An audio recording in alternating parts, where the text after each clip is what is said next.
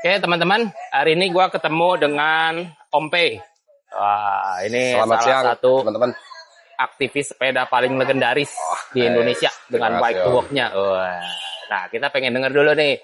Om P ini kan baru selesai mengikuti acara Bincang Jawa. Betul. Dan berdasarkan informasi, katanya Om P berisik banget. Berisik lah itu anjing, berisik banget ya. Om P ceritain dulu backgroundnya Om P itu apa, ultra cyclingnya berapa banyak. Jadi orang bisa tahu ikut Bentang Jawa aja berisik dia. Gimana gue yang kamera ikut deh. Gitu Om P, boleh. Oke, baik. Terima kasih sebelumnya Om Ale udah ngundang gue di acara yang luar biasa. Jujur sih, ketika tadi gue di WA, ini dadakan ya Om ya. Tadi pagi lo WA-in gue, ya udahlah gue bilang oke siap Om. Dan gue seolah-olah kayak dipanggil guru BP. Oh, jangan. Gua kan senang-senang aja, Bo. Gua kan senang-senang. Seolah-olah gue kayak mau dipanggil guru BP. Wah, gue harus nyiapin apa nih yang bakalan ditanyain nanti, jawaban gue kayak gimana. Tapi ya, at least ketika gue merasa curang apa enggak nih? Ya, at least ketika gue merasa gue tidak melakukan hal-hal yang negatif, gue akan jawab sesuai dengan apa yang gue lakukan gitu. Jadi ya gue apapun yang mau ditanya gue siap gitu. Gitu sih. Jadi nggak ada penyidik, nggak ada yang gue tutup-tutupin gitu ya. Mantap. Oke, perkenalkan nama gue Peyadanya. Tapi teman-teman kemarin pada nyari semua tuh. Gue juga nyari kapan nih P mana sih namanya P nggak ada. Lo kayak berapa 32 ya gue salah ya? 054. Ini kaper ini namanya siapa sih? Lu pakai namanya apa? Eko siapa gitu? Fadlu Robi, Eko Brevet itu. Jadi memang orang tua gue dulu ngasih nama Ferry Fadlu Robi. Terus gue sempat masuk pesantren, nama Ferry-nya gue buang, jadi tinggal Fadlu Robinya. Jadi nama yang terdata di KTP, ijazah dan sebagainya adalah Fadlu Robi MB. Gitu loh. Jadi ya sementara nama P itu karena gue dulu dipanggilnya Ferry. Akhirnya jadi PI. Ya udah gue apa adanya, ya udah dipanggil jadi PI adanya gitu Om sejarahnya. Pokoknya kalau kalian lihat race map, itu yang paling sering jajaran sama mobil COT. Yang sekitar 10 kilo yang berukuran sama mobil COT. Jadi memang masuk ke CP1-nya di menit-menit terakhir, CP2 sama, terus kemudian di finish juga gua 3 jam menjelang COT. Gitu jam 3-an ya? Pengalaman gua di ultra cycling. Kayaknya lu semua ultra lo ikutin ya? Mulai dari 100, 200, 500. Audax itu paling jauh 1000 dan itu DNF. 1000 yang tahun berapa? 2023 ya kalau salah. 2023. Dan itu DNF. Tapi masih terus gue jalanin sendiri. Tapi ya gue udah ngakuin ke panitia kalau gue DNF. Kenapa gitu. DNF? Udah gak kuat Om, capek. Tapi tamu DNF mau loading Om di Kediri. Makanya biayanya ya. Akhirnya gue terusin sampai CP berikutnya. Ya terus akhirnya sampai Surakarta. Baru gue dari Surakarta itu gue ngambil jalur ke Solo yang harusnya ke Semarang. Keluar jalur ini ya. Jadi pertama kali gue ikut Audax itu di tahun 2020. Berarti lu pertama kali ikut event ultra itu 2020? 2020, karena sebelumnya kan gue masih main MTB Om dulu. Gue main MTB, jadi gue ke kantor itu pakai sepeda MTB. Terus kemudian di tahun 2016 gue pakai fiksi. Di tahun 2020 masih pakai fiksi, terus ditawarin Audax. Ya, sebelumnya juga pernah ditawarin, cuman gue masih belum berani Om. Belum berani dalam artian 100 kilo ya zaman dulu. 100 kilo 2016 itu. Takut banget kita ya. Takut banget tuh 100 kilo. Ya udah akhirnya di tahun 2020 gue coba ikutan pertama kali Audax 200 pakai fiksi. Waktu itu startnya masih di Menteng Om. 200 ya? 200. Di Taman Menteng gitu ya? Ya, alhamdulillah gue finish jam itu yang habis Covid ya? Sebelum Covid. Pas sebelum Covid. Habis itu kan Audax selama tuh gak ada. Jadi itu 2020 gue ikut pertama kali ikut Audax 200 pakai fiksi. Itu dan finish di Taman Menteng ya. Itu rame-rame, gue juga tuh rame-rame itu. Padahal waktu dulu juga sebelumnya ketika gue kuliah gue pernah juga ultra tapi sendiri Om. Jadi gue dulu kuliah di Bandung. Waktu gue zaman kuliah dulu gue bawa sepeda. Jadi dari kosan ke kampus itu gue pakai sepeda. Sekitar tahun 1996. 1996. Gue coba tuh pakai sepeda ke rumah teman gue. Gue kos di Cileunyi. Gue main ke Cibiru, teman gue nggak ada. Gue main ke Kopo, teman gue nggak ada. Ya, udahlah gue pulang ke rumah deh. Jadi waktu itu gue langsung pulang ke rumah. Dalam hati, kalau gue nggak kuat udah naikin bis aja deh. Gitu. Jadi masih pakai sendal jepit, pakai celana jeans, kagak pakai helm ya gitu. Zaman dulu. Kita naik sepeda bebas ya. Iya, tahun 96 tuh. Jadi waktu itu gue dari Cileunyi jam 2 sampai Cianjur itu gue maghrib. Itu udah pada sakit sama tangan semua, ya nggak pakai sarung tangan, orang goes-goes biasa gitu. Terus akhirnya sampai Cianjur, zaman dulu masih banyak wartel Om. Oh iya pakai wartel ya. Wartel gue telepon ke rumah. Adek gue yang angkat, bro jemput gue dong, di mana di Cianjur? Emang kenapa? Gue bawa sepeda udah nggak kuat nih gue. Itu tahun 96 Om. Ya udah akhirnya dijemput sama dia, nanjak puncak sampai Mangade gue minta turun. Iya masih ada puncak tapal kuda itu ya. Gue minta turun akhirnya. Udah gue minta turun, gue goes lagi tuh dari situ gue boleh goes. Tinggal meluncur ya Bogor ya. Meluncur ke Bogor. Itu terus, pertama kali gue ultra. Terus kalau event ultra gue pertama kali ya ikut Audax, terus ikut di Mangeu 500. Udah 5.500. Tapi DNF terus Om, makanya gue penasaran Om sama Mangeu 500 ini. Om Iwan, sorry ya. Itu nggak sembarang orang bisa. Gue belum pernah finish. Udah berapa kali ikut? 2 kali ya, 2 kali gue ikut. 3 kali ikut. Wah, udah scratch lah itu. Tapi gak pernah finish Om. Main penasaran deh gue. Terus beberapa kali ikut event si Borak. Dia ada yang 200 juga. 200 kan ikutan masuknya ultra ya. Terus JBR ada tuh JBR ya, Jakarta Border Ride dari teman-teman pedal. Itu beberapa kali gue ikut. Itu sih ya 150-an ya sekitar segitu. Terus apalagi ya, acara teman-teman Depok. Yang punya Century Ride? Yang punya Century Ride waktu itu gue pernah ikut PVJ Om.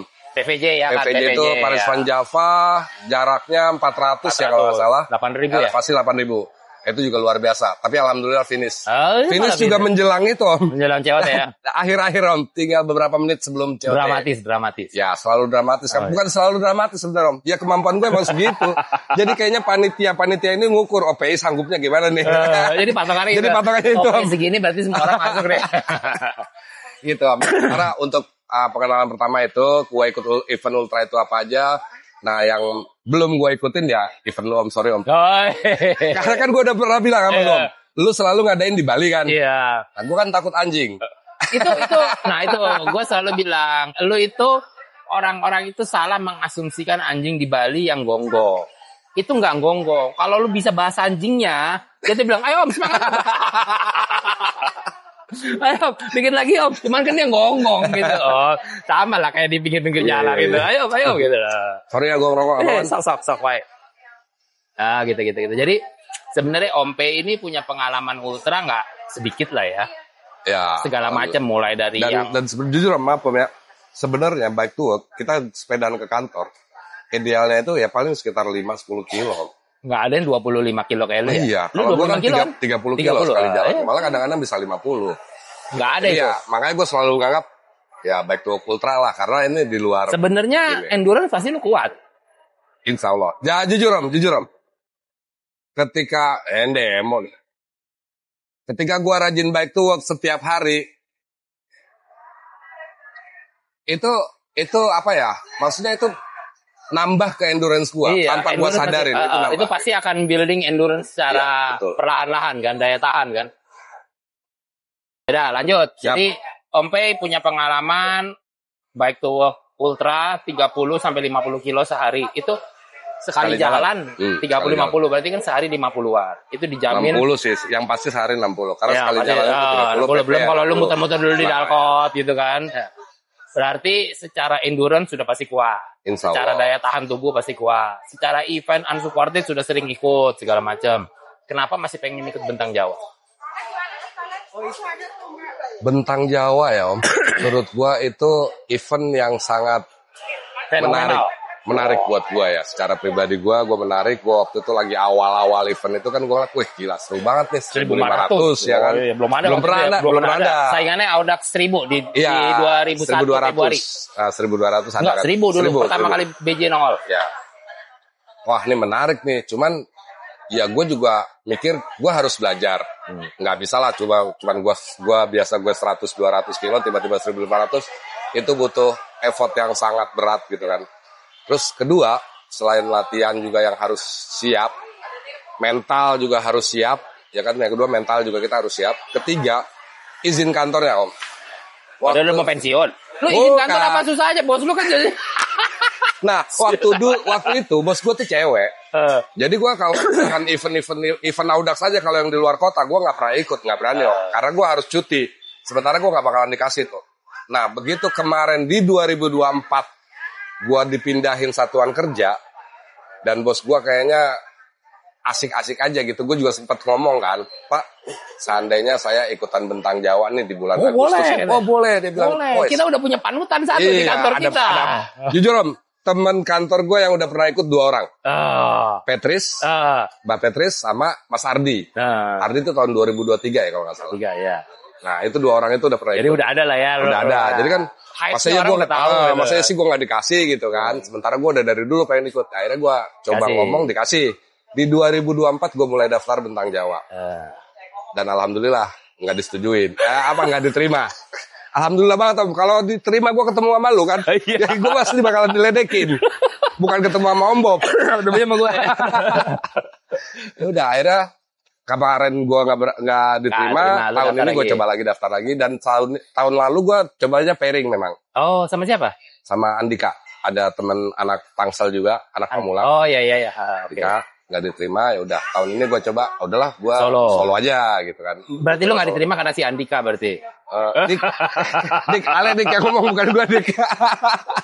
Buktinya lu sendiri diterima kan? Berarti faktornya lebih ke Andika aja nih. Udah, akhirnya alhamdulillah diterima dan disitulah gue harus mempersiapkan segala sesuatunya. Yang lu persiapkan tuh pertama kali apa? Pertama kali yang gue siapin saat itu kan gue belum punya sepeda yang proper untuk bentang Jawa ya. Karena sepeda yang gue punya Chromoli, Surly, itu ya lumayan berat sih ya kalau menurut gue buat itu. Sosial. Akhirnya waktu itu Om Bob juga sempat nawarin, terus terus Giant juga nawarin gitu kan. Gue bilang sama Om Bob, gimana nih? Giant kapan nawarin gue? Tuh, coba Om Ale dikasih Giant tuh biar bentang Jawanya jangan pakai Sally mulu. Alhamdulillah gue disupport sama Giant. Giant TCR yang dikasih ya udah gue coba. Ya?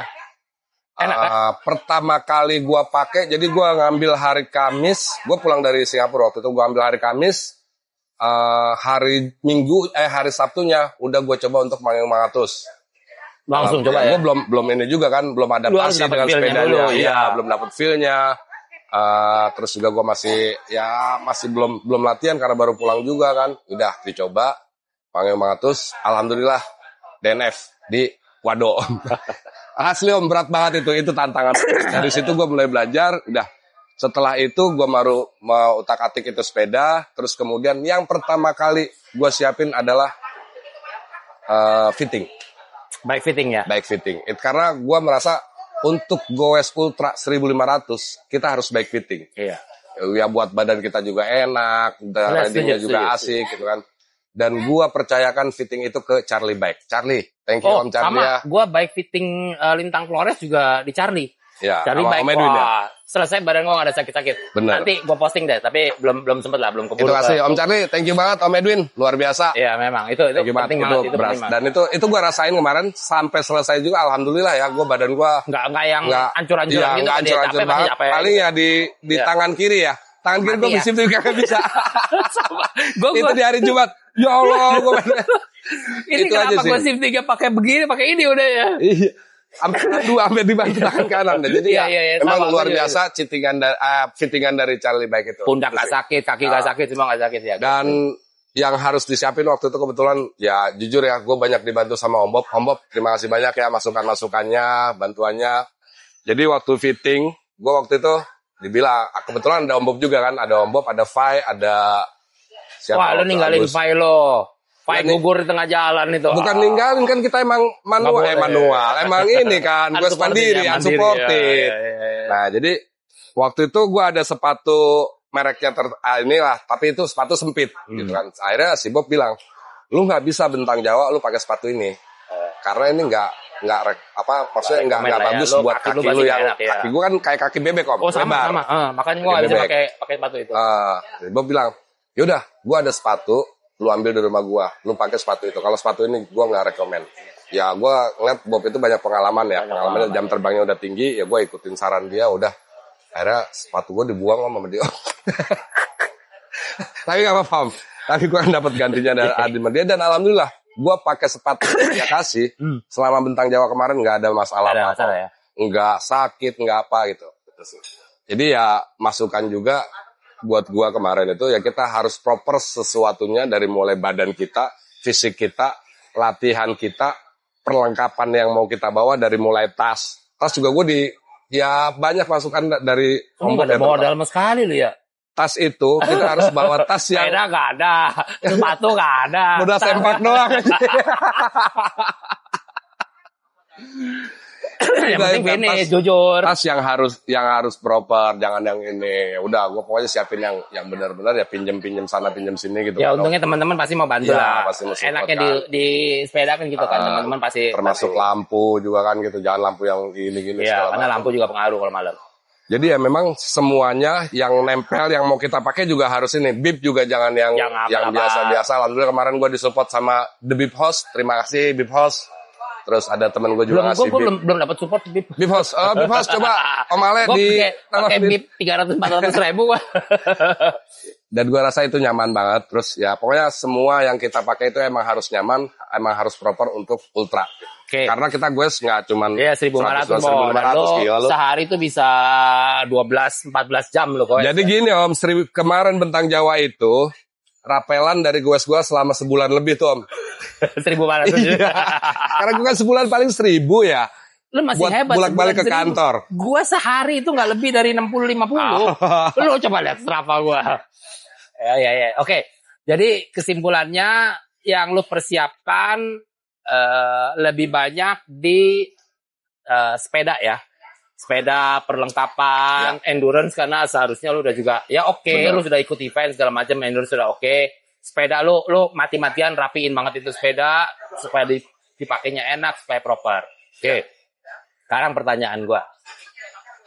Dalam lu menyelesaikan Bentang Jawa, seberapa sengsaranya hidup lu?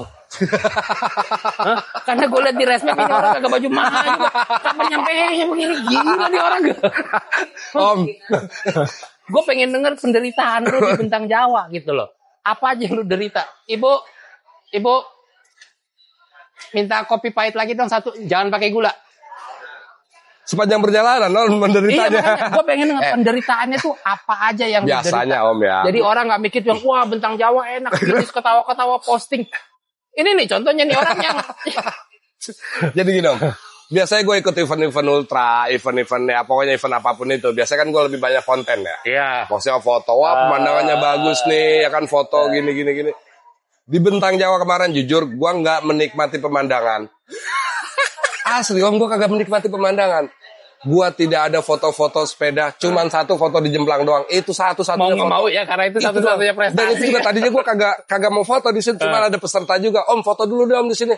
Apaan sih? Jemplang. Oh iya. Oh ini Jemplang. Satu-satunya prestasi nih. Itu gue udah capek banget. Iya. Wah untung gue diajakin foto di situ. Di Jemplang doang. Padahal di jalan juga kan gue mikir, wah foto di sini cakep nih. Cuman udah gak kepikiran. Cuman gue mikirnya kan, gue harus berhenti. Gue foto, terus lihat lagi, wah fotonya kurang bagus nih, ulang lagi. Nggak mungkin kan? 10 menit ya. Nah, pasti ada waktu yang kebuang. Akhirnya gue nggak pernah kecuali. Jadi penderitaan lu apa nih? Jadi konten-konten gue itu kalau lagi menderita nanjak, kayak gue live IG paling ya. Dan gue tulis apa aja, menderita lu apa? Dari hari pertama gue cerita. Hari pertama, Start itu gue telat. Gue nginep di Coconut. Iya kan? Selesai subuh gue baru keluar dong. Keluar, gue makan. Oh masih sepi nih.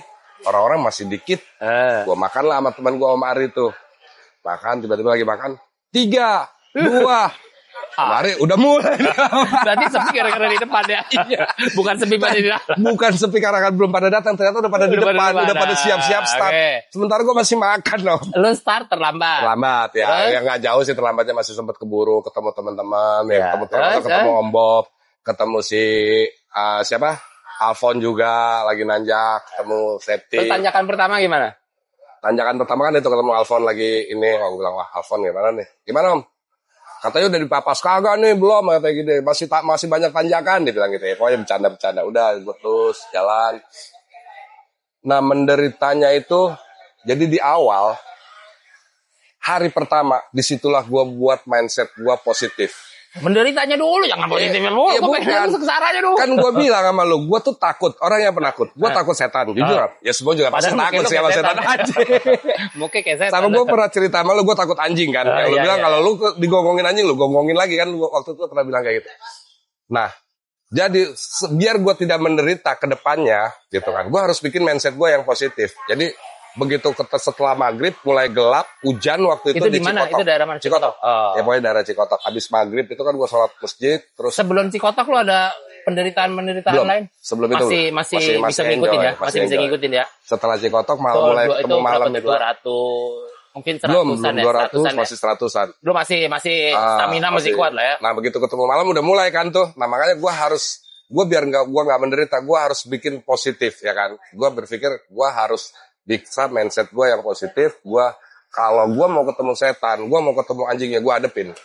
Jadi di mindset itulah gue harus di hari pertama itulah gue buat jalanan gimana di situ? Hujan om, nanjak. Celana bib basah lecet basah. Tapi lecet sing belum hari pertama karena pakai bib hose itu. Udah akhirnya gue gitu, udah jalan gelap-gelap gitu kan sendirian. Jalanan hancur banget ya?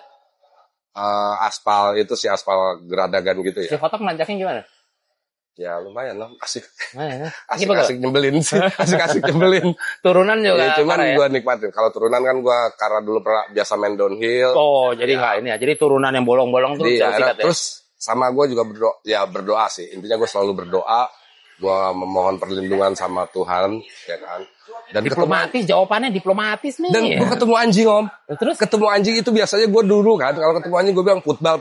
Kemarin itu gue pertama kali gue ketemu anjing Cikotok itu, gue jalan aja biasa. Dan anjing itu kagak ngapa-ngapain om. Ya memang kalau lu aja. Berapa kali gue malam itu ketemu anjing ya, oh ya alhamdulillah gue berarti kedepannya ketemu anjing ya harus kayak gini. Cuek aja, anjing juga dia ya somehow orang bilang anjing tuh punya sense. Kalau lu niatnya jelek, dia pasti akan respon. Ya. Kalau lu nggak menganggap dia ada, dia juga nganggap lu nggak ada. Jadi dia tuh bacanya tuh sense-nya gitu loh. Iya kan? Nah kalau lu takut, dia pasti galak. Kalau lu auranya di atasnya dia biasanya udah diam. Nah, makanya mungkin ya karena faktornya gue harus karena lu udah punya positif kayak gitu, jadi ya gue positif lah ketemu anjing. Jadi siap dong di Bali ya. Siap gitu kan. Ya selama ketemu anjing nggak ada tuh yang gonggong-gonggong gitu anjing. Biasanya kan kalau gue lewat ada anjing itu. Mungkin kan lu udah urutan terakhir kali ya anjing. Masih ada. Masih ada belakang gue. Ya, lanjut. Terus Cikotok, ya kan. Yang jalur itu yang paling berkesan buat gue adalah perbatasan antara Banten dan Jawa Barat. Kenapa? Itu kan ada jembatan yang panjang. Ya. Setelah itu nanjak, gelap. Nah di situ tuh, sini gelap-gelap kayak gini. Ya udah, gue cuman ya karena udah berpikir positif kayak itu dan selalu jujur sih yang gue dengerin adalah murotal di situ, ngaji gitu kan sama ya doa-doa. Ya udah temenin itu aja om. Lo nggak ada mistis-mistis gitu kan? Nanti sih itu setelah lanjut sampai akhirnya ya sempat ketemu Om Bob juga. Lo hari pertama sampai mana? Sampai Pelabuhan Ratu. Hari pertama sampai Pelabuhan Ratu. Hari pertama sampai Pelabuhan Ratu gue jam 1 malam. Mantap. Gue ada Indomaret. Terus gue liat ada yang tidur nih peserta. Ya udah gue berhenti situ. Oh lo tidurnya di Indomaret. Tidur ngemper malam pertama itu. Karena berapa jam? Gue mikir gini om. Gue udah bikin kan plan. Hari pertama gue sampai Pelabuhan Ratu itu sekitar jam 10, jam 11. Paling telat jam 11 malam. Ternyata gue masuk jam 1. Di plan itu gue harus jalan waktu itu jam 4. Ya. Di plan gue ya. Dari Pelabuhan Ratu gue jalan jam 4. Cuman karena kemarin gue sampai Pelabuhan Ratu itu jam 1. Sementara gue kan jadi berpikir di situ bahwa gue-nya ini pelan. Nggak sesuai dengan plan yang gue buat. Berarti molor 3 jam. Iya, berarti gua jalan pun gua harus gue cepetin. Iya. Jadi gua jangan jalan jam 4 nih karena kalau jalan jam 4 bakal molor lagi nanti. Akhirnya gua jalan jam 3. Jam 3 itu gua siap-siap, masuk siap-siap. Jadi gua jam 1 gua nyampe, beres-beres, bersih-bersih. Ya hari pertama om gua masih belum tahu kan, masih belajar juga. Oh, gua jadi tas itu gua bukain semua nih nyari barang-barang buat tidur. Itu bilang kan, tas itu ngabisin waktu bisa setengah jam sendiri kan. Lama kan akhirnya udah. Ya mungkin tidur sekitar jam 1:30 atau jam 2 kali ya. Jam 3. Jam 1:30, jam 2, jam 3:30. Jam 3 gue bangun. Berarti gue siap-siap lagi ya kan. 3:30 gue jalan. Gitu. Jadi intinya. Enggak mabok? Enggak. Hari itu belum pusing, belum apa ya? Alhamdulillah sampai terakhir juga enggak. Nah terus gue mikirnya kayak gini. Gue akan jalan mungkin lebih dulu atau bareng dengan teman-teman yang datangnya mungkin jam 8, jam 9. Ya. Jadi gue bisa ngimbangin untuk sampai ke CP1 gitu loh. Yeah. Gue berpikirnya kayak gitu aja waktu itu. Ya gue gue sampai Pelabuhan Ratu mungkin belakangan, tapi gue bisa start duluan atau barengan gitu. Jadi ke depannya juga gue gak akan lambat kayak gitu gue sepikirnya. Tapi gue ngorbanin jam istirahat gue. Iya, sementara orang lain kan bisa tidur enak 5 jam, 4 gitu. jam gitu ya. Ya udah, akhirnya gue jalanin efeknya segitu. ada nggak di badan lo? Ya efeknya tenaga sih. Apa lu ngerasa dengan lu tidurnya kurang, tenaga, pace lu makin drop gitu kan, makin drop ya. Ya jadi ya gue memang udah mulai tuh kayaknya penderitaan udah mulai muncul. Ya udah mulai tuh di situ, mulai drop. Mulai drop lagi ya begitu ban bocor Om. Jadi gue pelabuhan lah. Lu sengaja. Enggak. Alasan lu. Ngapain gue sengaja? Bangke. Itu kan gue dikejar mobil COT. Ngapain gue bocor-bocorin? Lu bocor berapa kali? Ada 2 kali apa 3 kali ya gue lihat ya? 3. Jadi waktu itu gue pakai tubles. Terus bocor di yang ada penutupan jalan setelah pelabuhan. Bocor di situ. Katanya kan kalau tubles diemin aja nanti dia turun. Udah ngisi tuh. Akhirnya gue jalan lagi. Di atas gue bocor lagi Om. Gue bocor lagi sama. Gue diemin juga gue bawain. Om Bob lewat. Lo ngapain ya? Wajar dong kalau temen gitu nanya kan. Iya gak apa-apa mau bodo amat. Bukan bantuin. Sama sekali gue gak dibantu. Lo ngapain? Ban gue bocor terus lo ngapain? Ngapain lu liatin aja itu ban kata dia. Lu ganti pakai ban dalam deh. Tapi di aturannya dan di briefing sesama peserta nolong itu boleh. Boleh. Setahu gue boleh. Tapi kan gue juga nggak mau ganggu dia. Mungkin dia kan main lebih cepat. Karena ini balapan jadi asumsinya nggak akan full gitu. Iya. Ya buktinya juga Om Bob kan jaga terus kan. Iya. Om Bob cuma jaga gitu. Ya udah lo ngapain lu liatin ganti. Gue mikir juga iya juga ya kapan ini ya. Udah akhirnya gue ganti tuh. Itu gue ganti ban pertama. Berarti lu 2 kali bocor pakai tubles, 2 kali lu bengong lu tungguin. sekali. Oh sekali. Yang sekali 2 kali bengong ya, 2 kali bengong. 2 kali bengong ketangkep sama Om Bob terus. Ya akhirnya gue ganti ban dalam. Oke, habis itu bocor lagi sekali. Ganti ban dalam, udah gue setelah selesai. Itu panik Om, gue lagi anjir ini bocor lagi orang-orang. Itu kan ketika gue ganti ban itu banyak yang pada lewat Om. Udah banyak yang lewat udah akhirnya selesai jalan lagi. Nah, terus lanjut nih habis lu bocor ya dan di situ itu masih hari kedua nih ya masih hari kedua di situ ya pokoknya nikmatin aja lah perjalanan. Pokoknya gue masih nikmatin tapi ya karena gue kurang tidur jujur tenaga sih habis ya dan tidur gue kan waktu itu mulai panas badan mulai panas dong ya nggak enak lah pokoknya tapi ya udahlah jalanin sampai di kilometer berapa pokoknya 75 kilo menjelang CP1. Itu posisinya mulai rolling kan, angin mulai kenceng kan, angin kenceng banget kan pinggir pantai itu.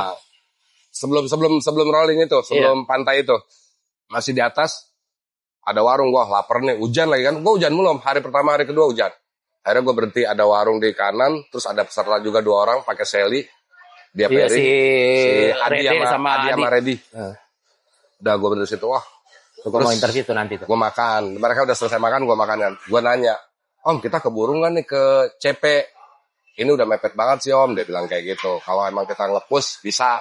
Oh ya udah. Terus gue juga sempet tanya, kalau misalkan NC nih gimana lo? Ya kalau kita sih mungkin nggak lanjut Om kalau NC. Kalau lu gimana? Gue mungkin walaupun NC gue akan lanjut, gue bilang gitu kan. Nah di situ gue udah mulai ini tuh. Anjir berat juga ya kalau dibilang udah mepet nih, gue harus ngeput gitu kan. Udah gue makan, mereka udah jalan tuh. Selesai makan, gue langsung ngebayangin. Apa gue DNF aja, apa gue NC aja ya gitu. Baru juga hari pertama udah DNF. Oh gue udah anjir gue keburu kagak. Gue mikir 75 kilo. Sisa berapa jam tuh? 4,5 jam. Mepet. Gue mikir ya Allah ini keburu kagak. Udah lah gue NC aja udah nyantai aja. Telepon lah ya. Kebetulan teman-teman kan pada mantau gitu Om ya. Ini anak ngapain nih berhenti di sini nih? Lama. Iya lama. Di telepon gue. Lu ngapain sih? Lapar gue pengen makan dulu. Kagak ada gini. Pokoknya lu harus kebut nih. Kalau lu mau masuk over COT, under COT, lu harus ngebut, lu harus nge-push. Lu harus abis-abisan. Nggak tahu ya, ini mohon maaf nih panitia. Ini termasuk supported nggak kayak gini? Ini ya, kalau emang supported gray area lah. Karena gue sempat bertanya, kalau lu by phone, gimana? Itu bisa dilakukan oleh siapa aja. Pokoknya kan panitia gini ya, asumsinya, logikanya panitia nih ya, kalau salah, mohon dikoreksi. Harus bisa dilakukan oleh semua orang. Oke. Gitu kan. Jadi kalau lu bengkel khusus buka buat lu nggak boleh. Oke. Nah gitu kan ya. Yaudah lanjut. Jadi boleh ya kayak gitu. Ya. Berarti kan gue nggak menyalahi rules kan. Ya dan itu bukan gue yang nelpon. Tapi teman gue yang nelpon. Ngelihat gue berhenti di telepon lah gue.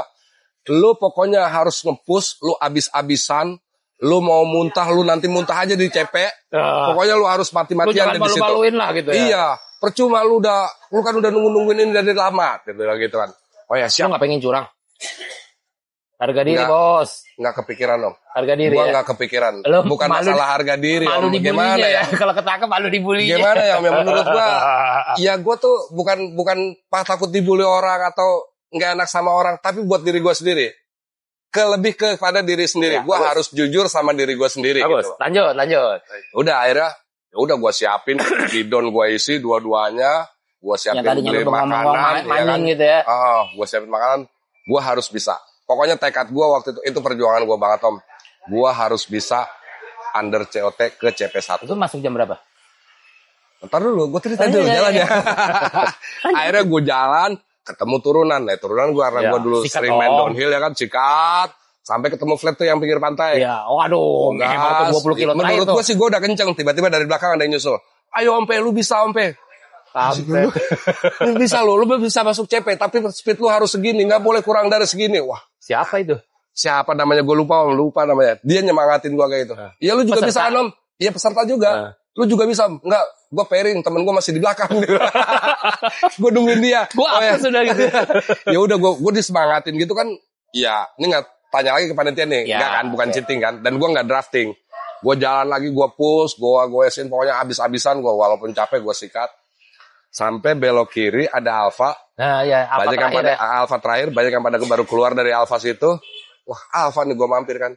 Terus katanya yang baru keluar, lu ngapain mampir? Lu udah gak keburu, jalan. Ya, bener juga ya. Juga nih. Ya gue gak jadi berhenti. Karena kalau gue berhenti kan paling kita tuh suka mau berhenti, begitu pengen berhenti gitu loh. Paling kan lu buka masuk ke dalam, buka freezer, milih-milih makanan, milih minuman. 5 menit. Iya kan, terus belum bayar, kalau ngantri gimana segala macam. Akhirnya gue nggak jadi berhenti, gue langsung jalan. Mereka sih ya udah istirahat, mungkin tidak cukup. Tanjakan bablas terus, gue begitu tanjakan. Gue anjing tanjakan 7 kilo, gue liat, ya Allah. Gue kan udah capek nge-push ya Om, jujur aja. Itu belum ketemu tembok ya? Belum. Yang tanjakan yang 7 kilo itu tuh. Masih panjang ya? Ada yang tinggi. Ya Allah, tinggi lagi tanjakannya, gue tuntun. Lu nonton gue dorong. Ya gue nggak mau nge-push karena gue jujur Om, gue sebenarnya masih trauma dengan tanjakan di malam hari. Karena gue pernah blackout. Jadi gue di situ udahlah lebih baik gue nuntun, tapi gue tetap jalan. Gue nuntun, begitu agak. Oleh ke belakang terus pasti deh. Di belakang juga kan ada orang juga, ada teman-teman juga yang lain gitu kan. Begitu agak datar, gue goesin lagi, tinggi, gue tuntun lagi, sampai ketemu turunan. Alhamdulillah nih turunan gue sikat. Lampu gue kebetulan ada 3 gue bawa lampu, yang 2 gue pakai.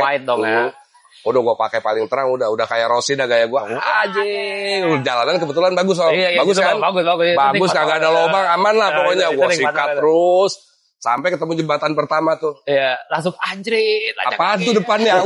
Kayak gue. Ya, ada 3 apa 4 ya? 3 ya? 3 kan? Begitu yang kedua, udah selesai nih gue pikir gitu kan. Udah gue jalan, CP mana ya gue lagi cari-cari. Tiba-tiba dari belakang, Tante Nongki. Anak Bandung. Oh masih jauh, CP jauh, masih ada tanjakan 1 lagi. Anjir, gue pikir di sini. Masih ada Om, ya udah. Dia duluan kan. Oh itu, ya udah gue jalan lagi, gue terusin. Dia nyampe duluan ke CP, baru gue. Jadi gue sampai CP1 itu jam 21.50. 10 menit menjelang COT. Alhamdulillah, gue di situ bersyukur ternyata gue bisa lolos CP1 ya. Walaupun gue harus berjuang. Gitu. Jadi ya intinya, ya lu harus berjuang untuk bisa ngentasin ini. Nah, lu nyampe CP1 jam 10, terus apa yang lu lakuin? Jam 10 ya salah ngecap ya kan, ngecap, makan pop mie, disiapin pop mie, ngopi, sebat dulu lah. Ya, karena lu punya waktu cukup banyak sampai pagi buat jalan kan sebenarnya kan. Nah, disitulah di CP1 itulah gue istirahat yang paling panjang. Jadi jam 10 gue nyampe. Lega lah ya pokoknya ya. Jam 11 gue masuk hotel. Karena baju pada kehujanan kan, akhirnya gue cuciin hotel tuh. Hotel di mana? Di dekat CP, di bawah. Oh iya. Hotel apa sih namanya Pak? Gue masuk situ, gue cuci-cuci. Udah. Akhirnya gue tidur jam 1-an kali ya, sekitar jam 12, jam 1. Jam 4 gue bangun, siap-siap beres-beres, sholat subuh, habis sholat subuh gue jalan. Langsung dari rolling terus kan ya. Aduh, enak banget itu. Bocor lagi pamong podcast. Ya Allah, gue bilang kenapa bocor lagi nih ya. Gue hujan-hujan. Itu tuh keluar dari CP1 begini, gak ada habis-habisnya. Begini, gak ada habis-habisnya. Iya. Lanjut, terus? Akhirnya udah bocor lagi, ya, gue tambel. Nah, waktu itu ban dalam gue masih ada 2. Ya kan? Ini bocornya ketiga berarti ya? Ya, bocor yang ketiga. Ban dalam gue masih ada 2. Gue ganti pakai ban dalam. Ternyata ban dalam yang satu bocor juga, Om. Nggak kepake. Gue buang dah, udah buang dah. Udah yang satu baru kan. Udah gue pakai. Jadi lu udah pasang, lu pompa bocor. Akhirnya gue ganti lagi pakai yang baru bisa. Nah, berarti kan gue udah nggak punya ban dalam. Jadi sepanjang setelah bocor itu gue tuh yang ada nyari bengkel, aja ngeliat buat bengkel, nyari beli ya, buat beli. Karena ya gue juga bawa patch itu kan. Cuman kan kalau nambel kayak gitu agak lama dan belum tentu berhasil. Belum tentu dia kuat ya. Lebih enak kan kita pakai ban baru gitu kan. Sepanjang jalan gue nyari nggak ada, sampai Pangandaran nggak ada, dan akhirnya ya di Pangandaran itu loh ada orang naik motor. Om, Bentang Jawa ya? Iya. Ayo Om, semangat. Gue kan gue langsung berpikirnya, ini orang nanya Bentang Jawa berarti dia anak sepeda. Pikiran gue kayak gitu aja. Ya, langsung lu tanya dong. Langsung gue tanya sambil dia nembak. Om, sepeda juga? Iya Om, tapi nggak pernah lah ikut-ikut kayak gini. Sepedaan biasa. Tahu bengkel dong di mana? Udah pada tutup Om di sini. Paling ada bengkel rumahan. Dia bilang agak ke dalam. Oh yaudah, gue telepon panitia dulu. Gue telepon panitia, gue izin, gue ngasih tahu gitu. Oh boleh Om, silakan. Ya udah. Akhirnya gue ke bengkel. Beli aja sih. Sebenarnya lu nggak butuh tapi lu beli. Bukan beli, dia nggak punya. Gue lihatnya mau beli. Beli Om, ban 700 gini. Oh nggak ada. Ini ban saya bocor soalnya. Udah kita tambelin deh. Dia nawarin tambel. Ya udah, akhirnya gue tambel. Gitu. Jadi gue udah punya ban dalam cadangan kalau terjadi apa-apa, dan alhamdulillah sampai finish nggak bocor lagi. Walaupun di Gumitir itu gue ngeri-ngeri sedep tuh Om. Gumitir. Batunya tajam-tajam Om. Iya itu Gumitirnya parah tuh. Gue juga biarpun gue pemain DH dulu, begitu turunan batu-batu gue tuntun Om. Iya, bukan takut, karena gue takutnya bocor. Karena kalau gue bocor mobil udah kita udah mepet. Iya. Nah, gitu. Itu lo hari ketiga ya berarti ya. Lo lewat Pamempek, lo tidur di mana tuh? Pamempek tuh bisa mana ya tembusnya ya? Itu gue Pamempek terus sampai Cilacap. Oh, lo turun sampai Cilacap? Iya kan, dari Pamempek terus Pangandaran. Pangandaran kan gue ganti ban itu malam-malam tuh. Gue terusin Cilacap malam. Sampai apa namanya yang horor itu, yang Scoopy itu di situ. Apa sih namanya daerahnya? Kubang Kangkung. Setelah Kubang Kangkung ada rest area sebelah kanan. Ya udah, sekitar jam 11 kali ya di situ. Lu rata-rata setiap hari tuh istirahat jam berapa? Ya itu jam 11 gue nyampe situ, jam 11 sampai 12 gitu gue istirahat, makan, habis makan udah tidur dulu dah, gue istirahat di sini, gue tidur. Gue nggak bisa tidur Om. Guling-guling karena gue kepikirannya mobil COT aja waktu itu. Jujur ya Om, dia ada di pikiran gue tuh mobil COT. Wah, gue nggak bisa tidur. Ya udah, daripada gue guling-guling kagak jelas, buang waktu, mendingan gue jalan. Gue ambil kardus, gue taruh sini, udahlah malam-malam gue jalan. Sekitar beberapa kilo, 5 kiloan dari situ, mulai hujan kan, gerimis, mulai gede nih. Akhirnya gue berhenti di pom bensin. Mas, numpang tidur ya sini, gue mau istirahat. Ya udah. Gak apa-apa. Terus selama perjalanan berapa kali masuk hotel, berapa kali ngemper? Masuk hotel 3 kali. 3 kali. Itu selebihnya ngemper. Yang CP1, terus CP2 Blitar, sama Kroya. Sama yang ini. Kroya. Akhirnya gue masuk pom bensin, gue mau tidur, ditelepon lagi lah sama temen. Ya biasa dot watcher kan. Dot watcher lah. Ya. Wah, lu ngapain berhenti? Ini hujan di sini malam. Gue bilang gitu. Gue nggak punya jas hujan, gue ketinggalan. Soalnya jas hujan gue ketinggalan waktu ban gue bocor kan. Karena gue buru-buru jadi main masuk-masuk aja, main jalan. Kata jas hujan gue ketinggalan. Ya udah, pakai jaket aja kata dia itu, anti air. Oh yaudah, gue jalan. Ternyata jaketnya tembus juga Om. Iya. Udah basah kuyup kan. Wah, udah basah kuyup juga kadang-kadang dari keringat. Cuman mau gimana lagi, udah gue jalanin terus. Nah, disitulah di daerah situ ada sawah-sawah tuh, ada sawah sebelum Kroya, sebelum Maus. Yang full sawah kiri kanan, kagak ada apa-apa. Ditelepon lagi teman-teman gue. Gimana gini? Aman, gue bilang gini-gini nih. Tiba-tiba telepon mati. Begitu telepon mati ada burung, nggak tahu sih gue ngelihatnya burung putih gitu gede di atas gue, di terbang samping gue. Iya banyak, itu kan bango situ banyak. Iya bango kan, gue mikirnya bango. Iya bango. Terus temen gue nelfon mati kan, terus telepon lagi, kenapa mati? Nggak tahu, pokoknya lu telepon mati ada burung lewat aja gue. Gue sih nganggapnya itu bango. Bango. Ya. Udah, akhirnya sampai Maos jam berapa ya? Sampai Maos jam 2-an atau jam 3 gitu ya pokoknya. Gua lihat ada sepeda yang parkir di situ. Gua pikir si Aldo nih. Gua berhenti, gua istirahat. Aldonya ternyata udah masuk ke penginapan, tapi sepedanya dititip di Alfa. Gua mau tidur di situ nggak bisa juga. Udah gua terusin lagi sampai ke Kroya. Kroya gua nyampe situ jam 4 lewat. masuk hotel. Wah, Karena gue pengen tidur Om. Gue butuh tidur yang proper nih, maksud gue biar gue bisa seger lah ya. seger gitu kan kalau di hotel walaupun sebentar. Jam 4 gue nyampe, gue siap beres-beres, bersih-bersih. Nunggu subuh, sholat subuh, habis sholat gue tidur, jam 6 gue kebangun. Jam 6 gue kebangun, udah gue siap-siap lagi, gue jalan. Sarapan, habis itu mulai lanjut. Nah, selama lo perjalanan nih ya, yang paling berat itu apanya sih? Tanjakan Om. Tanjakannya. Itu kenapa? Makanya gue gak berani nanjak ya. Event lu berani nanjak itu gue. Buat lo nih ya, selama lo perjalanan, yang paling menjadi beban di lo, bukan beban entah fisik lo yang gak kuat, entah mental lo yang berantakan, entah semangat lo, entah lo ketemu panas, itu apa sih sebenarnya? Bukan lokasinya, tapi dari seluruhan nih, yang bikin lo, aduh, udah deh, gue capek deh, gue nyerah deh gitu loh. Yang bikin gue semangat Om ya. Jangan, gue mah kagak butuh semangat. Gue butuh yang bikin lo down. Oh, yang bikin gue down. Yang bikin gue down, ya gue malam-malam nanjak kagak kuat, gue dorong-dorong berkilo-kilo di jemplang itu. Berkilo-kilo gue nuntun sampai dari mulai terang sampai gelap. Di situ gue nangis Om, pengen nangis gue, ya Allah. Gue bilang, itu memang frustrasi banget. Gue pengen balik jauh ya kan. Iya, udah ada gue apa-apa. pengen terusin masih tanjakan masih banyak karena gue lihat. Kedinginan kan lu di situ? Alhamdulillahnya enggak. Oh, kok enggak ya? Enggak. Enggak dingin ya tahun ini ya? Iya nggak tahu kalau gue sih nggak dingin ya. Dan gue karena waktu itu gue pernah gue nanjak itu dari jam 11 siang dari bawah itu sampai Ranupane itu 7:30. Anjrit lama amat, lu ngapain lu? Buset. Kan gue bilang disitulah gue habis, maksud gue. Lu berhenti atau lu sepanjang jalan? Jalan dorong Om, sepanjang jalan yang jemplang itu gue dorong, kagak ada gue goesin. Lu dari jam berapa? Karena kaki gue sakit Om. Dari jam berapa? 11 itu dari yang bawah itu tuh Om. Dari yang mulai masih nanjak itu mulai nanjak tuh 11 masih bisa ya kan. Nah, lu begitu startnya itu dari mana sih? Hari itu terus start dari mana? Dari ya itu Kroya. Oh, lu dari Kroya? Enggak dong. Enggak. Kan dari CP2, dari Blitar. Oh, dari iya, Blitar. Lu tahu. Lu dari Blitar, gue dari Blitar. Dari Blitar lu jam berapa? Pagi, subuh, jam 4. Jam 3. Lu jam 3 nyampe ke Panjen, nyampe Malang, akhirnya lu mulai nanjak jam 11. Berarti lu sudah ngabisin kalau teman-teman kan bilang jam ya? Iya, kalau teman-teman bilang jam 5 sampai lu bisa sholat nanti di Ranupane jam 5. Nggak bisa. Ternyata buset, begitu ngadas itu udah jam 5 lewat. Wah, gue bilang udah gue sholat di sini deh. Lu dari Blitar sampai ke Panjen itu bisa 4 jam, 5 jam. Iya. Iya kan? Makanya gue selalu nyampe Blitar, gue nggak pernah mau stay di situ. Gue hajar sampai jam berapapun gue nyampe ke Panjen. Gue tidur enak, jam 9 gue nanjak. Dan lu nanjak jam 11 nyampe jam 8 malam. 7:30. Nggak lu lempar tuh sepeda? Sayang Om, sepeda orang.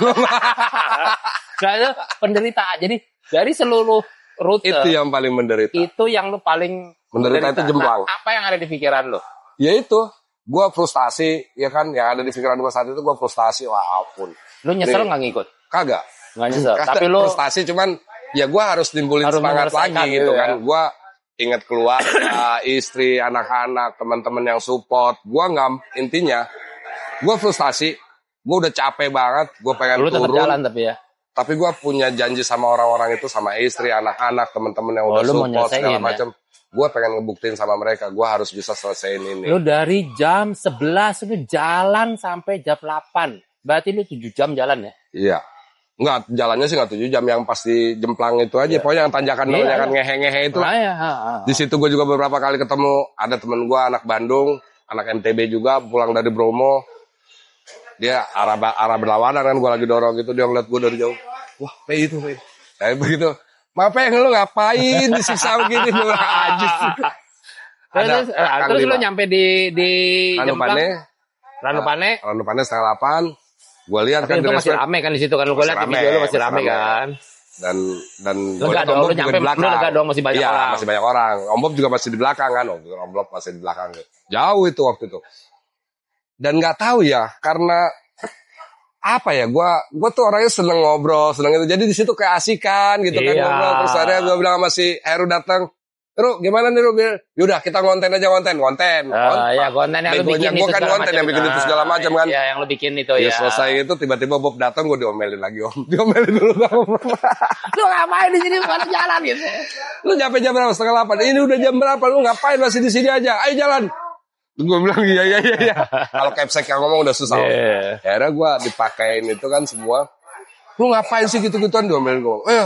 Jalan. Sementara Bob cuma pakai kardus, pakai plastik doang, pakai jaket. Yang kata lu pakai segala macem. Iya itu. Gue jalan tuh sama Bob. Jam berapa tuh lu? Derek bilang kan boleh kan barengan di ya, Senduro boleh. Itu. Udah, ke jalan. Turun jam berapa tuh? 11. 9-an kali. 9 apa 10 lah. Gue lupa pokoknya jam segitu. Turun, jalannya jelek. Iya. Hujan licin. Hujan lebat, licin. Ya pokoknya kita nyari jalan pelan-pelan itu. Cuman kan gue pakai karet ini Om. Jadi mata gue tuh kayak ketarik gini. Ya. Kagak nyaman. Wah gimana. Wah kagak enak gitu kan. Mau merem kagak bisa, ketarik. Mau ini. Ya udah akhirnya gue berhenti Om. Tengah-tengah jalan itu gue berhenti. Gue buka-bukain tuh. Gue bukain semuanya. Termasuk ini juga kan. Kardus. Ngelekep gitu ya. Gimana sih ya. Di bebet kayak gitu. Gue buka. Gue sobekin aja. Udah gue sobekin jaket aja lah. Udah. Sarung tangan juga gue buka. Karena gak nyaman gue pakai sarung tangan itu. Udah. Nggak dingin?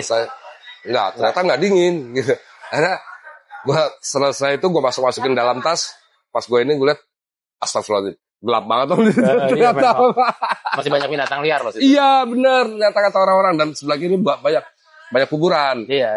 Akhirnya gue jalan lagi, ketemu Bob lagi, terus ada warung. Kita keluar dari Senduro, masih daerah Senduro. Yang kampung yang pertama itu loh. Ada juga beberapa orang yang lagi berhenti di situ. Udah kita berhenti.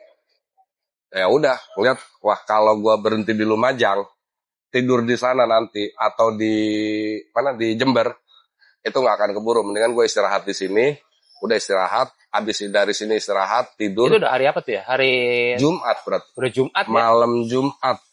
Hari Jumat. Hari Jumat itu udah hari terakhir ya? Hari terakhir. Malam terakhir masih terakhir. Di Lumajang, belum nyampe Lumajang. Belum Lumajang, masih Senduro itu. Masih Senduro. Karena gue kalau misalnya terusin ke Lumajang, terus gue istirahat di Lumajang, itu nggak akan keburu sama Jember. Ya udah putusin istirahat di situ. Nanti setelah kondisi istirahat. Kondisi badan gimana? Ya capek Om. 5 hari kan. Gak ada yang lecet, gak ada yang apa tapi? Ya itu doang di shifting tadi. Ya shifting udah begini ya. Udah, akhirnya udahlah istirahat di situ. Tapi dari situ setelah istirahat gue harus full sampai ke finish. 1 jam gue tidur. Ya mau gimana Om? Kalau gue tidur lebih lama nggak keburu. Iya terus. Tidur udah, jalan lagi, ketemu lagi sama Om Bob, ketemu terus Lumajang nih ya. Panjang tuh perjalanan panjang, gitu. Dan jalannya bagus ya, ada jalan yang dibetulin juga. Terus gue mulai lapar tuh kan jam 3 itu. Pagi nih ya. Gue bilang, ya itulah yang si Bob bilang gue berisik, gue susul Bob ya kan kita jaga jarak tetap kan. Gue samperin Bob, Om Bob lapar gue makan dulu ya. Udah, kebetulan ada orang nanya, ada di depan sekitar 3 kilo ada pasar, udah. Jalan lagi tuh, jalan. Nah, gue dari jauh kan kelihatan nih pasar. Si Om Bob kagak berhenti di pasar. Gue bilang gini. Akhirnya gue kejar lagi tuh Om Bob. Gue kejar, gue samperin. Om Bob, itu ada pasar. Jam 3, lu lihat tadi ada yang buka enggak warung? Gue diomelin aja. Gue lapar Om. Ya udah sih, tenang aja kata dia. Ada ketemu, ya gitu. Pokoknya gue nggak drafting ya, mau nggak drafting. Iya kan memang diperbolehkan kan kita ngomong itu boleh tapi bukan yang konvoy. Nah, terus ya makanya kalau orang-orang ngira gua kayak gitu ya silahkan aja, gua bisa ada buktinya gitu kan.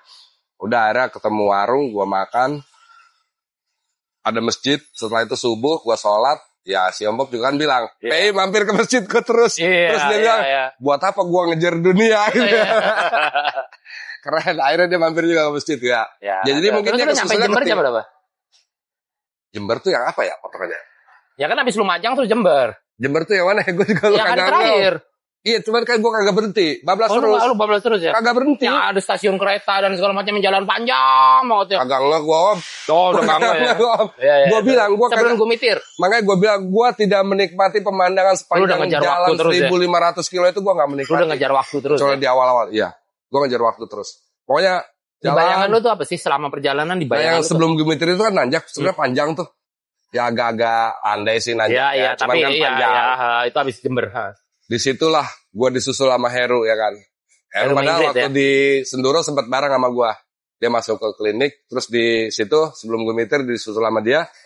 Pak, tanyakannya cuman kayak gini doang kok.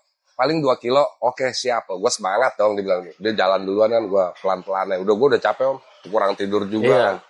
Pengen buru-buru sampai udah. Dia jalan. 2 kilo kagak beres-beres. 3 kilo kagak beres. Anjing sih. Ada 5 kilo lebih tuh. Bohongin gua nih Heru. Awas nanti di finish gua cariin nih orang.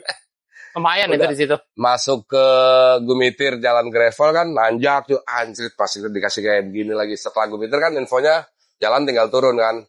Nah, di situ temen gue beberapa orang telepon, "Om, ini tinggal turun, lu bisa nge-push di sini." Tetep aja. Pala lu enak aja lu ngomong kayak gitu. Gue kan yang ngejalanin 80 kilo juga tapi susah, berat banget Om itu. Iya, memang angin itu kan. Nah, jadi di situ gue ya udahlah pokoknya gue asal guesin. Dan sepanjang setelah Gumitir ya sekitar 40 kilo menjelang finish, gue beberapa kali nangis Om. Disitulah gue ngerasa haru. Lu udah. Nah, di posisi itu lo ngerasa lo pasti masuk COT apa enggak? Masuk. Lu yakin masuk COT? Yakin. Berarti lu sudah lega gitu ya, udah plong. Nah, gitu. Lega tapi gini Om, gue masih 40 kilo. Lega gue dalam perhitungan kita, gue masih masuk COT. Ya walaupun misalkan mepet 1 jam atau 2 jam gitu kan.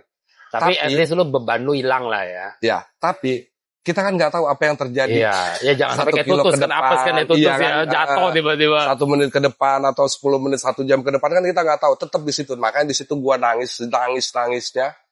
Nangis ingat keluarga, ingat istri, ingat anak, ingat teman-teman, ingat orang tua gitu kan. Oh, gua pengen. Wah, lu ternyata ini ya. Ternyata gua bisa. Rinto ya.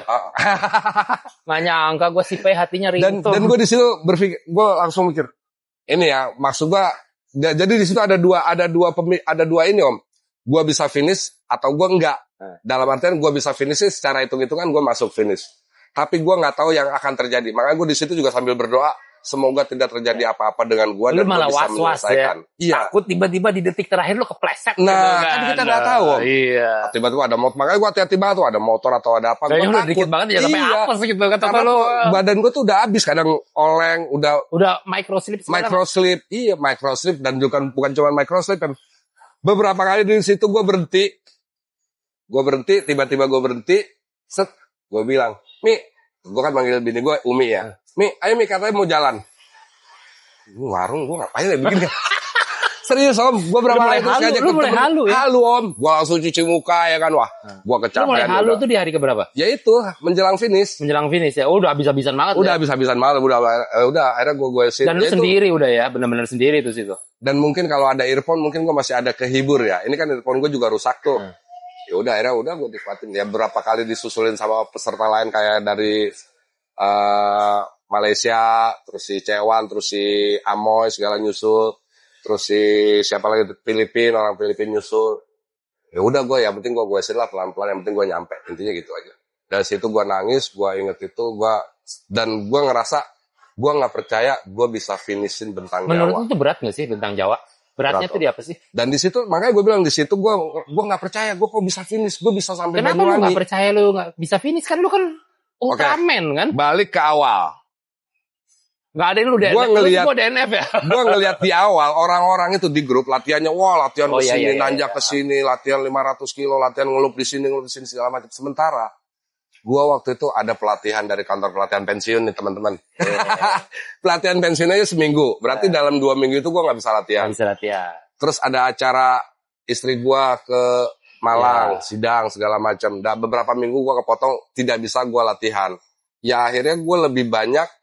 Ya gua paling latihan itu dihitung latihan itu Mangil 100, Audax Malang 400, terus gua Gepanglup sekali sama Hambalang. Ya banyak atuh. 4 Om, tapi kan itu juga enggak yang ini banget. Maka gak ada begitu. Nah terus ya paling gue mau nggak mau gue harus latihan.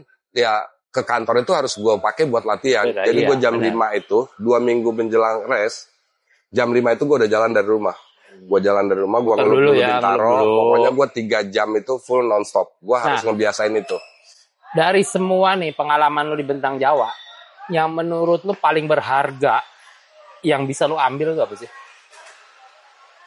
Ya di situ gue punya tekad. Gue nih ngelawan diri pribadi, ngelawan diri gue sendiri. Gue nggak mau gue berlaku curang, walaupun ada kesempatan itu. Banyak, Bo. Apalagi di Denles lagi gini, truk lewat pelan, gelandet enak deh kayaknya. Bo, kalau lu nggak menemukan peluang curang di Bentang Jawa, mah blow on namanya. Iya, banyak banget Om. Sampai waktu gue naik di mana gitu kan, gue lagi naik gue gitu kan, tiba-tiba ada motor. Mau kemana Pak? Banyuwangi. Oh masih jauh ya. Saya bantuin dorong. Enggak. Jalan. Itu aja, itu menurut gua kalau gua manfaatin itu bisa aja, dan kan panitia. Kenapa lu nggak ambil? Ya karena gua janji sama diri sendiri Om. Sama diri gua sendiri, gua harus mandiri. Tapi kalau lu resikonya DNF atau lu nggak finish COT? Ya kan ada hitung-hitungannya juga Om. Gua ngelihat dari posisi, mobil COT di belakang gua 10 kilo, berarti gua masih bisa. Kalau mobil COT di depan gua sekian kilo, gitu ya. dari ini gua masih bisa kejar, gitu aja sih. Pokoknya intinya gua masih bisa dapat, ya udah. Dan alhamdulillahnya, ya karena gua udah yakin dengan diri gua untuk tidak melakukan hal-hal kayak gitu ya, gua optimis. Tapi lu sempat tergoda nggak sih? Enggak. Ya kayak itu aja ya, ada orang nyamperin gitu kan, ayo saya bantu dorong. Udah jalan aja mas, gue bilang gitu. Terus kayak daripada lu ganggu gue pusing gitu, jadi terus gue juga nggak tahu ya, gue daerah apa namanya sih, apa setelah Pracimantoro itu apa, Pacitan. Pacitan itu ada orang naik motor RF motor apa sih, trail gitu.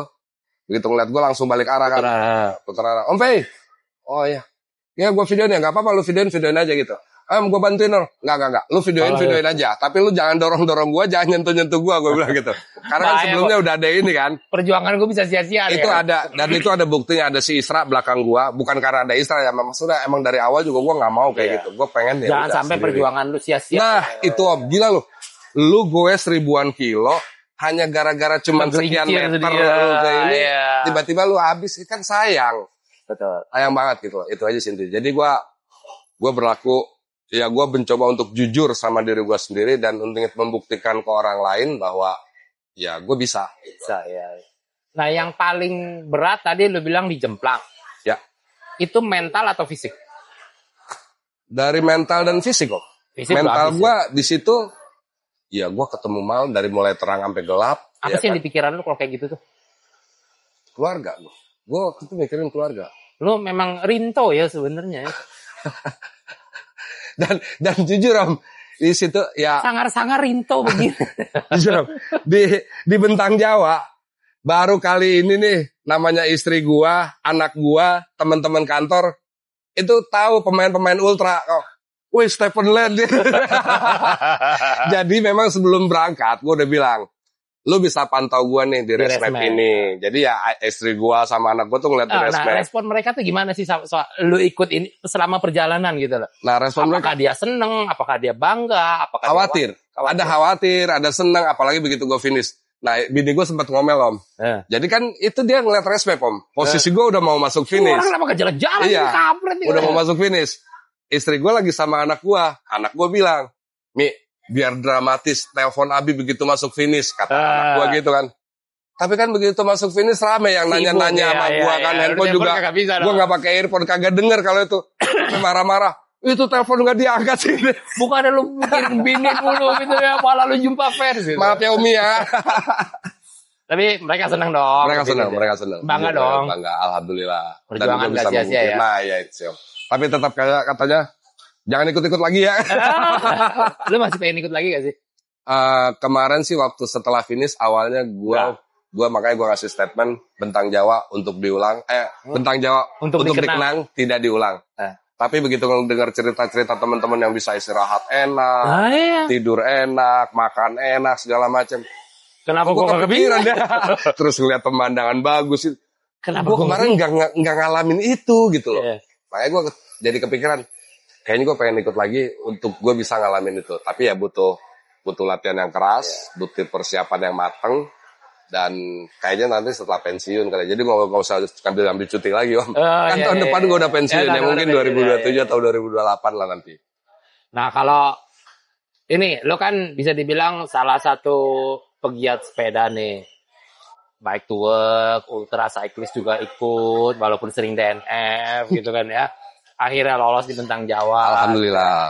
Nah, kesan dan pesan lu buat orang yang ikut ultra, yang baru mau ikut maupun yang sudah ikut, itu apa sih gitu loh? Apa yang mereka harus lakukan gitu loh, supaya dia benar-benar bisa nikmatin ultra gitu loh. Ya. Menurut lu nikmat nggak sih ultra itu? Yang Bentang Jawa kemarin sih enggak. Jujur apa?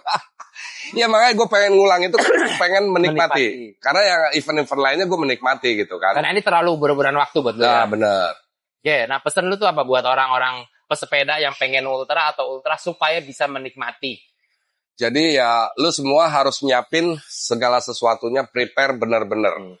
Dari mulai fisik lu, latihan lu, sepeda yang mau lu pakai, alat-alat yang mau lu bawa, perlengkapan yang mau lu pakai, kayak jersey, bib, sepatu, terus sepeda juga kondisinya udah harus fit gitu kan. Terus lu juga harus punya pengalaman. Jujur ya, ganti ban itu bukan hal yang mudah lah. Apalagi udah capek ya? Iya, apalagi udah capek. Itu juga lu harus sudah siap. Terus mental lu harus siap gitu loh. Mental ini lebih ke apa sih? Kadang-kadang kan orang bilang mental. Enggak kok, biasa kok gue sendirian. Biasa kok gue mental apa yang harus? Ya karena lu harus sendirian malam-malam. Ya lu harus siap ngadepin apapun yang akan terjadi di situ gitu. Dan kita nggak tahu. Ya syukur-syukur aman-aman aja gitu. Nah terus yang terakhir adalah yang harus kita pegang sama-sama sebagai pesepeda ultra yang unsupported. Lu harus pada jujur sama diri lu sendiri, buat orang lain dan buat diri lu. Itu aja sih.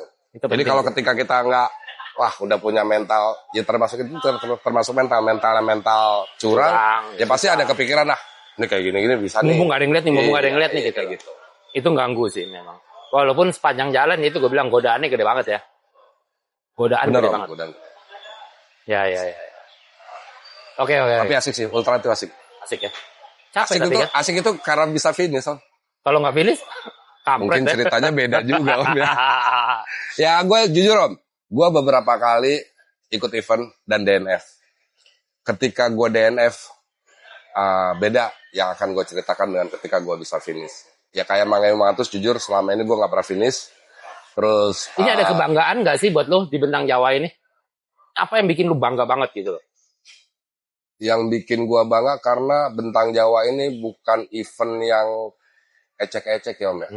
Nah, lu bangga karena lu bisa lolos, apa karena lu... Terus banyak peserta dari luar juga yang dari mereka aja orang luar tertarik untuk bisa ikutan Bentang Jawa, kan berarti event yang bukan sembarangan gitu. Yeah. Event yang luar biasa lah menurut gua.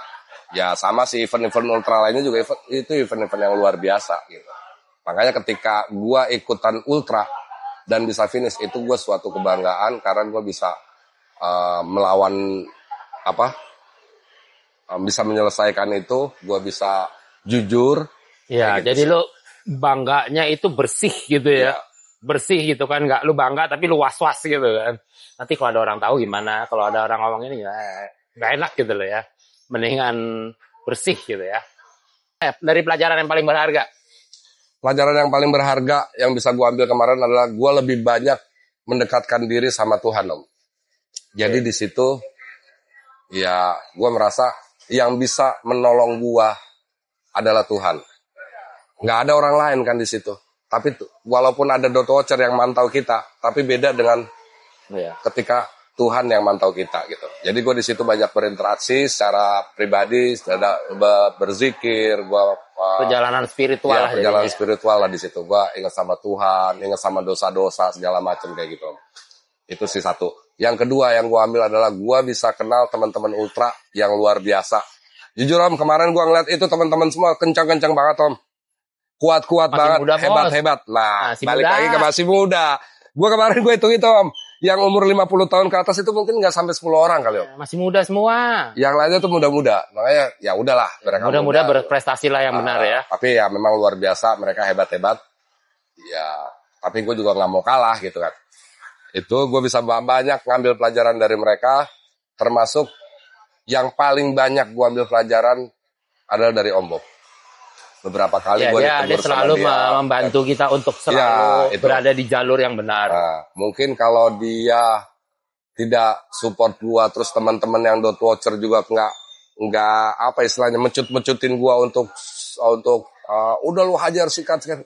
Mungkin gua akan biarin lah gitu. Sama termasuk mau masuk CP1 juga kan udah udahlah DNF aja deh gitu. Iya. Cuman karena dipacu sama teman-teman, ya udah akhirnya gue semangat lagi kayak gitu.